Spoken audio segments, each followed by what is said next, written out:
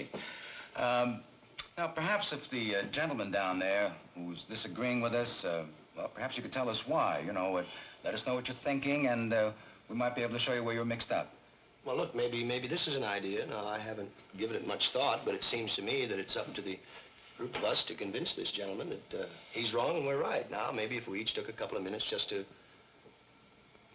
Well, it was just a quick idea. No. That's a good one. Suppose we go once around the table. I guess you're first. Oh. Well, it's hard to put into words. I just think he's guilty. I thought it was obvious from the word go.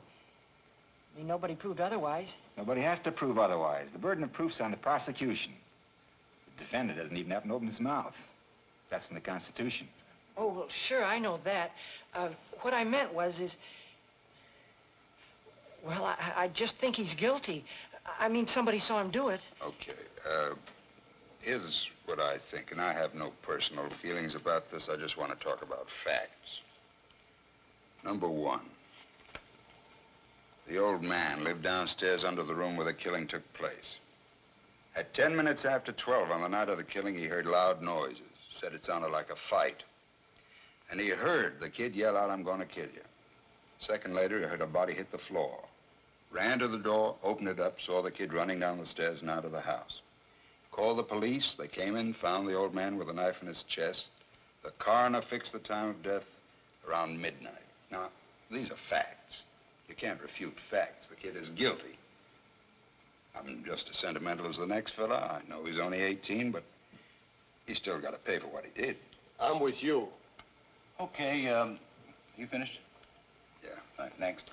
It was obvious, to me anyway, that the boy's entire story was flimsy. He claimed he was at the movies during the time of the killing, and yet 1 hour later, he couldn't remember the names of the films he saw or who played in them. That's right. And no one saw him going in or out of the theater. Listen, what about the woman across the street? If her testimony don't prove it, nothing does. That's right. She was the one who actually saw the killing. Now, fellas, please, let's go in order here, huh? Just a minute. Here's a woman... Here's a woman who's lying in bed. She can't sleep. She's dying with the heat. You know what I mean? Anyway, she looks out the window, and right across the street, she sees the kid stick the knife into his father. The time is 12:10 on the nose. Everything fits. Look, she's known the kid all his life. His window was right opposite hers across the L tracks, and she swore she saw him do it. Through the windows of a passing L train. Right. This L train had no passengers on it. Just being moved downtown. The lights were out, remember? And they proved in court that at night you can look through the windows of an L train when the lights are out and see what's happening on the other side. They proved it. I'd like to ask you something. You don't believe the boy's story. How come you believe the woman's? She's one of them, too, isn't she? You're a pretty smart fella, aren't you? Okay, gentlemen. Gentlemen. Come on, sit down. Oh, what's he so wise about? I'm telling you. Okay, now, come on. Now, we're not going to get anywhere fighting. Whose turn is it next? Oh, his, number 5. Now, can I pass it? Well, that's your privilege. How about the next gentleman? Oh, well, I don't know. I started to be convinced, you know, very early in the case. You see, I was looking for a motive. That's very important because if you don't have a motive, where's your case, right? Anyway, that testimony from those people in the apartment across the hall from the kid's apartment, that was very powerful. Didn't they say something about a fight, an argument between the old man and his son around about 7 o'clock that night? I mean, I could be wrong, but It was 8 It o'clock. was 8 o'clock, that's right. They heard an argument. They couldn't hear what it was about. Then they heard the father hit the boy twice. Finally, they saw the boy run angrily out of the house. What does that prove? Oh, don't exactly prove anything. It's just part of the You picture. said it provided a motive. And the prosecuting attorney said the same thing. I don't think that was a very strong motive.